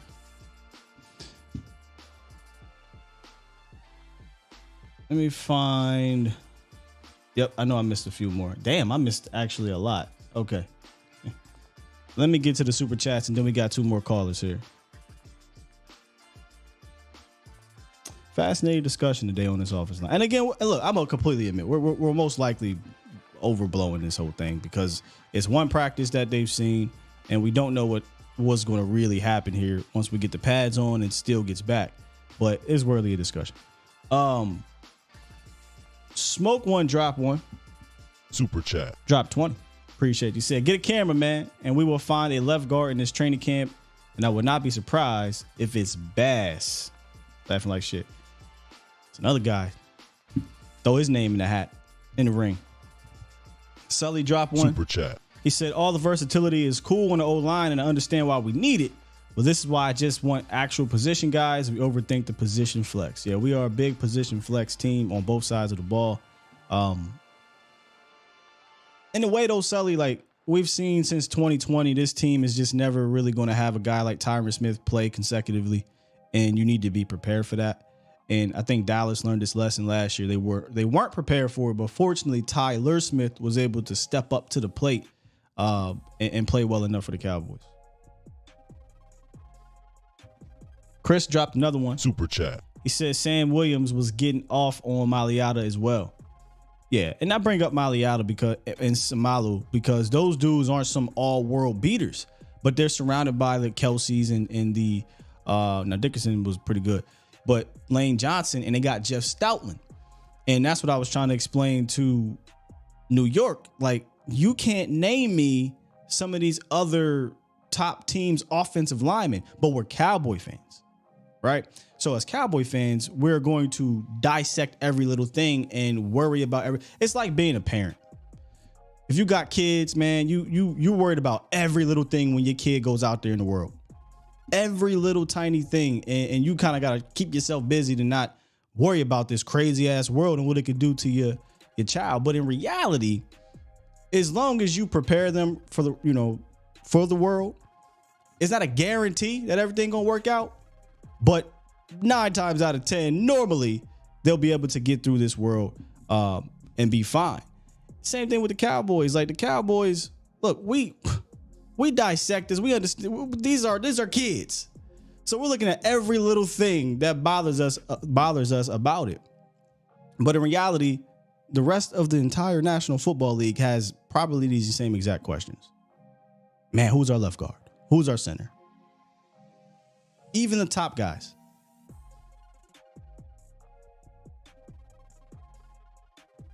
So I don't think this is going to derail the Cowboys season.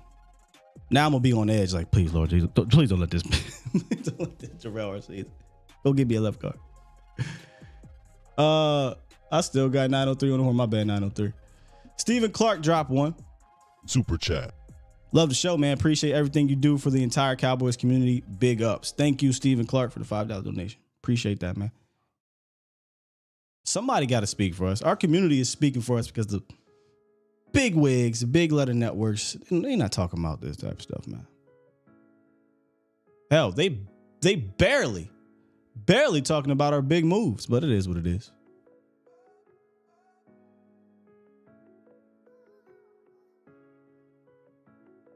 We got 469, and then we're gonna finish off with Los. What's good, 469?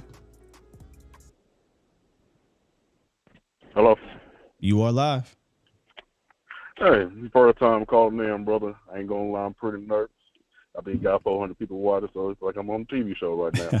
Man, it's all good. This is Tyrone Milton from the chat. And I'm a police officer. I'm apologize if you're hearing my radio tracking in the background. But I'm just gonna start with the open saying that, man, I'm proud of you, man. I feel like I know you personally at this point. How you very open over your show and how you talk about your family and stuff like that. So this show is it's been very, very, very been pretty good to see how much you've grown over the years, man. And I've been watching the last 2 years. I want to say congratulations. Just want to say, I feel like this is like a true friendship, man. You know, I found myself the other day taking on you on Botch's Lingo from time to time, and me and my lady friend with her have some adult time. I found myself, feeling proud, and in the moment I said, "I hit with that, Bumley, bring me a towel." He didn't.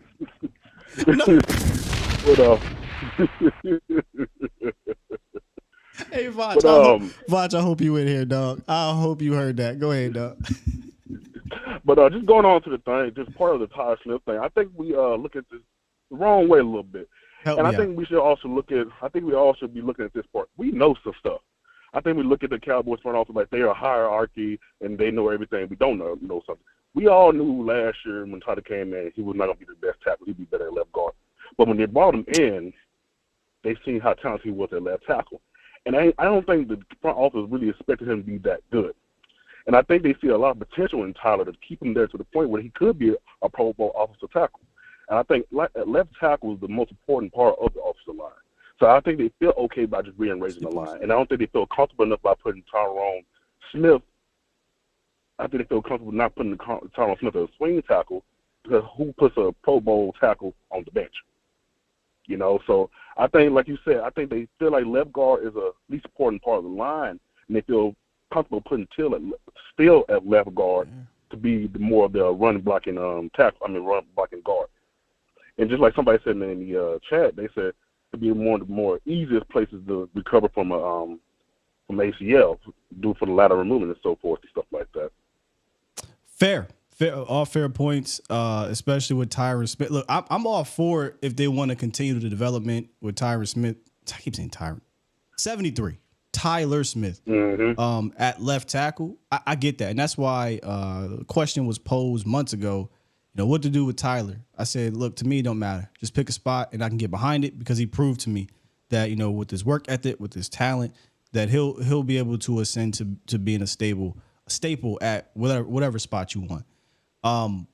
Sounds like to me, Tyrone, you were talking about politics when it came to Tyron Smith. And that is where I get a bit bothered because politics should not come into this. It should be about the best guys out there in the best position, right? That is true, but how can you put I'm not sure, a 7-time, 10-time Pro Bowler on the bench like that? Right. We know he still has talent. I understand he's going to get hurt. We all know he's going to get hurt. But if you put him at that right tackle position and he ends up being better than Terrence Steele, you have a better overall line than last year.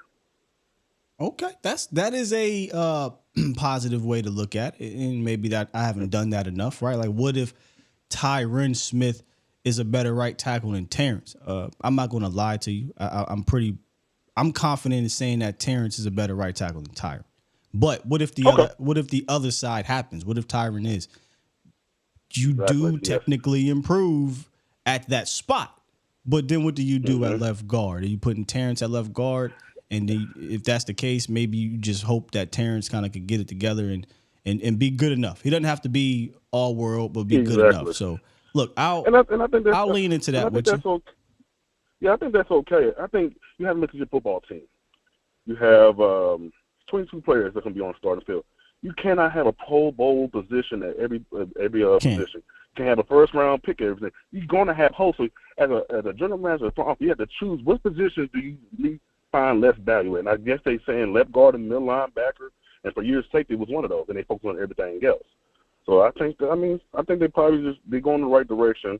I'm not sure what's going to happen with the season, but I'm looking forward to it. Yeah, it's a I don't want to use the word excited because I ain't excited about it, but it's a concerning question mark. I'm usually excited about certain things of the unknown, like the offense. I'm really excited to know what they do schematically, but I'm not that excited about the unknown of the offensive line. I do want one unit in one spot, and we roll with it, man. That's what I want. But right now, they're experimenting. We know they were going to experiment, so it is what it is. All right. Well, I'm gonna get off the phone. This is gonna be a question for you in the chat. So if y'all can in the chat answer the question, who's the best NFL player have y'all seen of all time, whether it's defense or offense, and the same thing in college? Mine have to be probably it's gonna be Aaron Donald because I played defense my whole life. I played college football, so Aaron Donald, you getting 10 sacks, 13 sacks from the three tech position is crazy. And for college, for me, it's gonna be Reggie Bush. And I'll end the call by saying, "Hey, Aisha, how you doing?" All right, see you later, man. My God, do I got my Aisha button in here?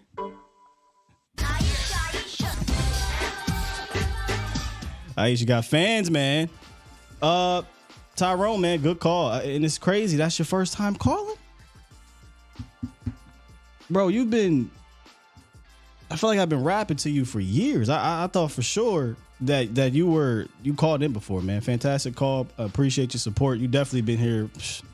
I mean, as far as I can remember, you've been here since I started. So thank you, man. Good stuff. But he asked a question. Who is the best, is what he said? I think he said, who would you consider the best player you've ever seen in the NFL and in college? Bush is definitely a good one.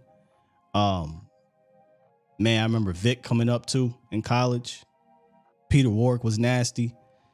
When I used to follow the U a lot, man, you just name any of those dudes down at the U.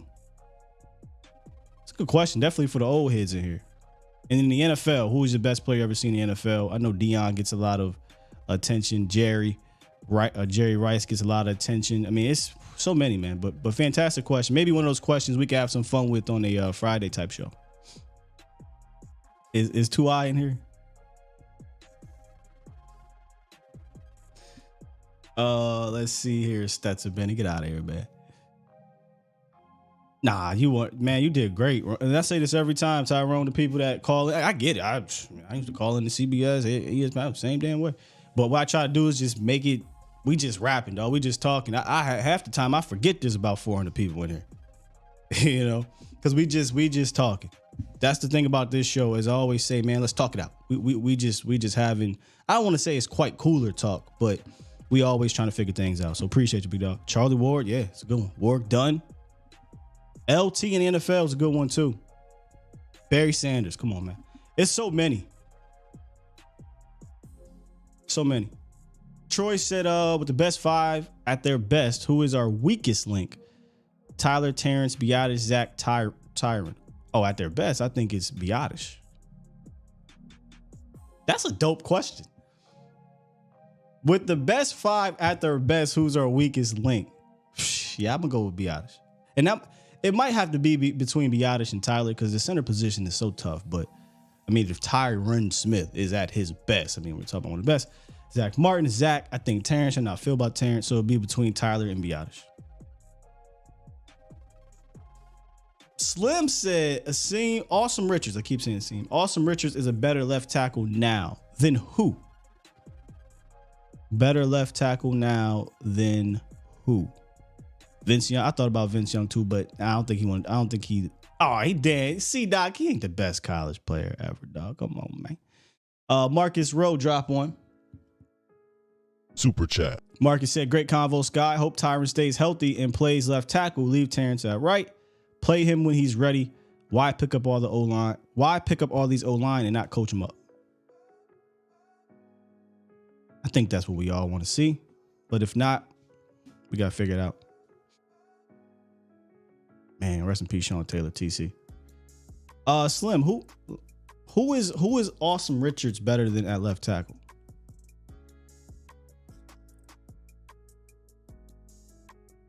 Who's he better than left tackle? So I can close that one out. And while we do that, let's wrap the Los. Close out the phone lines. What's good, Los? Good morning, Sky, man. I know it's been a while, but I hope you're having a great morning. It's been a while. And you keep doing the amazing work you do, man. But, hey, I just want to make it straight to the point, because I know you're trying to get out of here. One thing that we can all talk about, the O-line, and we always had, questionable marks, especially when a player of a caliber like Tyron Smith gets injured, right? And we got to play musical chairs, and it's always been a problem. But my concern about, the whole O-line and everything is, I say this all the time. I mean, coaching matters. And the pass blocking scheme, run scheme, to help your O-line definitely matters. And I feel Kellen was never adaptable to basically overcome, someone's going down. Let me keep calling the same plays like no one went down, correct? And I feel like one thing that Mike McCarthy can always establish is a run game. Because if you see his offense, he's always had a true running back to basically set the tone, get that O-line, get involved, and get them confidence, and, not rely as much as pass blocking as much as well. So I feel like if we just come out here balanced, go ahead. You said McCarthy has been a running type guy? That would seem to go against his history. Well, not like not run all the time, but I feel like he has a two-back run system. You know, he's not always going to rely. I mean, not that he's here anymore, but like in Zeke Elliott running up the middle trying to get. So you're saying like a committee back type approach or something like that? Correct. Gotcha. Okay. And I feel like it's going to help get this, offense just be more balanced and more to itself. And I really don't think it's going to. Left guard is going to be a huge concern. It's going to be a concern moments from times, But I think as long as we have adaptability in our play calling, we should be fine. And that's something I feel like we have always been missing out on. And if the coaching staff can do that, I feel we'll be fine. And there's no reason to panic, especially derailing the season, like the New York guy said. Don't get me wrong, I do get scared. Anything can happen in the NFL. But hey, that's the NFL. It's a hard league to play in. So I mean, anything can happen. But yeah, I feel like you got to be, no matter who you play against in any week, you gotta be ready, and you gotta basically set your tone and how you want to play. And if Cowboys can do that, I think, we're a good team, Sky. And I'm going to be honest, I know this is a way, way early prediction, but I have a two-way tie for the NFC between the Cowboys and the Eagles at 13-4. And I think it's going to come down to those two teams and who's going to be the best adaptable team to come out of the NFC. I'll leave you at that, Sky. All right, Los, appreciate you, man. I don't think that's a crazy thought. I think the Cowboys are one of the best teams in the league, period.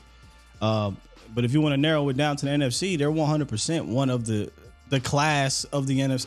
Obviously, you got to put the Eagles. They went to the Super Bowl. They're still a good team, whatever. And then the Niners, somehow, some way, they just find their way back into the NFC championship game a bunch. And they beat the Cowboys, so I get it if you want to rank them above Dallas. But Dallas is right there.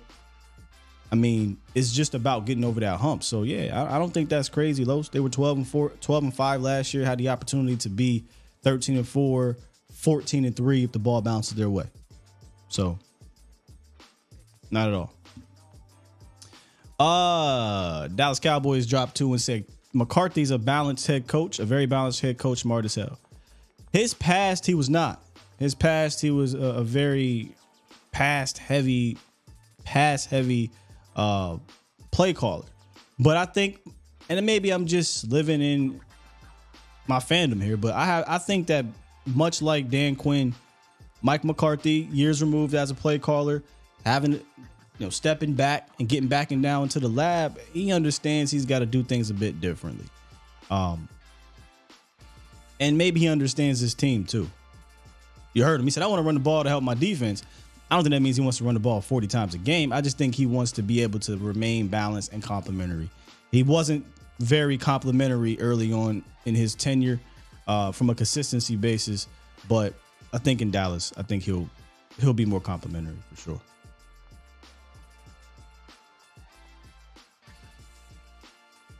Oh, I see what you're saying, Slim. So you're just saying you think Austin Richards is a better left tackle now, like than guard. Gotcha. Tell him.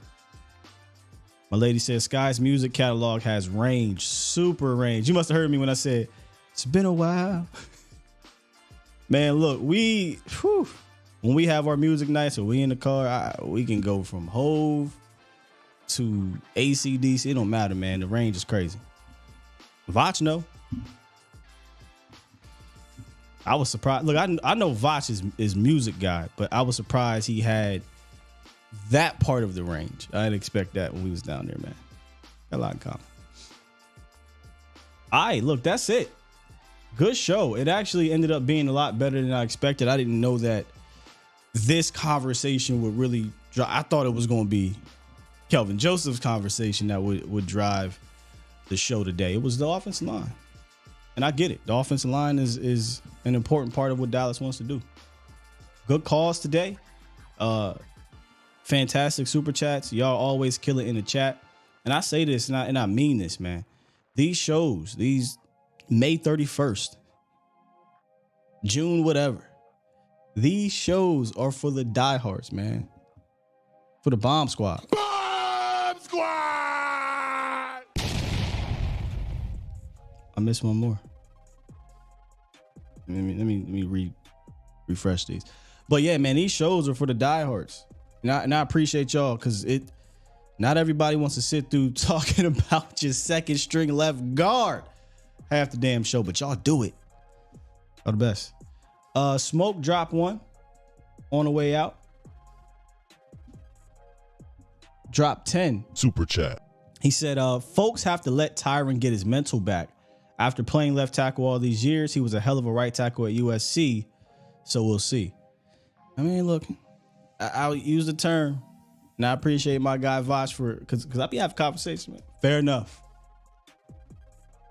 Look, brother, he was not that great at right tackle to me last season, and he ain't played right tackle since 2012. Not really expecting a lot for Tyron Smith at right tackle. I think you got a guy in Terrence who is already one of the best ones, and we hope that nobody is sitting in our seat. We hope we can get to the concert and everything is fine. I don't want to hope. 4 and 5. I know Terrence still got them seats. I don't want to hope for Tyron Smith.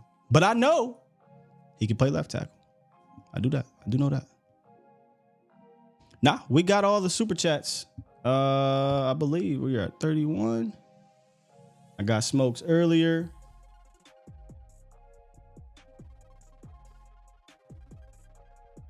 Oh, no, I did miss a good handful at the bottom. Okay, let me run this back to Aaron. So Aaron King and Smoke. Damn, Smoke, how many did you drop today? Appreciate you, big dog. So Aaron dropped one at the beginning of the show. Super chat. It said the contingency plan when Tyron gets hurt at left tackle is way more simple than if he gets hurt at right tackle. That's what makes it stupid. I mean, if the swing tackle is Matt Waletzko, maybe it's the same thing. Smoke dropped 50. I didn't see that one, Smoke, man. Appreciate you. Hit my Cash App. Super chat. He dropped 50 and says, Sky, here is my contributions to the fire ass content and keep up the real news about our team, about our team. Trust me, focus and ready, bro. Holla, let's go Cowboys, man.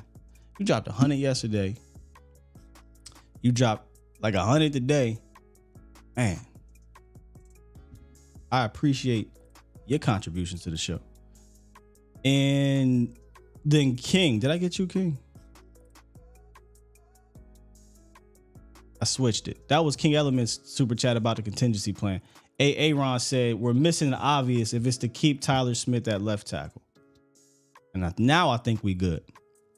Boom, boom. Yeah, we good now. Unless y'all just dropped another one. Let me refresh. King G, not today. We go tomorrow though, I think. Not today or Thursday. Yeah, tomorrow's Thursday. Thursday, I got the Boston Scientific. But I appreciate you for staying on top of me. Appreciate you. We got a different plan with them now. Yep, we good. We're good to go. Man, good stuff today, y'all. Hit the like button on your way out. And tell your friends, family, and foe. Come on through if they want to know about the Cowboys. When I'm out and about and I hear people talking about Cowboys, I always pay attention before I say, this is what I do, give them my card or whatever. 9 times out of 10, I don't even say anything, but we'll just have conversations or they ask me what I do. Before I direct them here, I say this all the time. Look, if you're looking for low-hanging stuff, all that, probably not the show for you. But if you're a diehard, got to tune in, man. So tell all your friends that are a diehard to tune in to the A to Z Sports Morning Show, Skywalker Still Show. And I think they'll leave coming back. Later on, Voss Lombardi live. If I'm not mistaken, I ain't checked my phone. We should be live later. With the schedule being weird in regards to the Cowboys, probably be a day-to-day basis thing. But yesterday, a fantastic show. Make sure I tune in. And then Mauricio, now I got something in my... Sheesh. Mo will be back on for A to Z Sports Prime Time later tonight. Make sure I hit up A2ZSportsDallas.com as well. All of our fantastic writers continuing to pump out great content for you in that capacity. Some people don't want content like this. They want to be able to read it. They want to be able to click quick videos. But here we give the long form kind of radio, TV show style of content, and I appreciate y'all for rocking with me, man. With that said, press this button.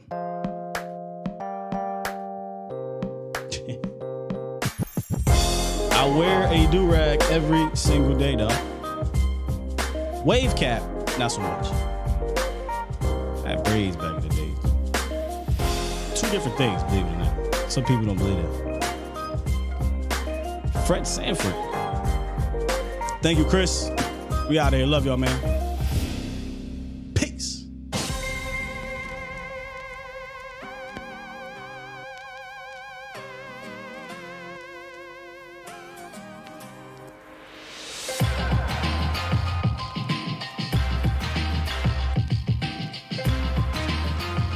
I might be a menace one day and just roll out with the dual color do-rag. All the old heads wear do-rag. What you wearing an orange and blue do-rag for, dog? Not me. I got about 3 black do-rags that I put in rotation and wash. Silk. Gotta get the silk. Bomb Squad!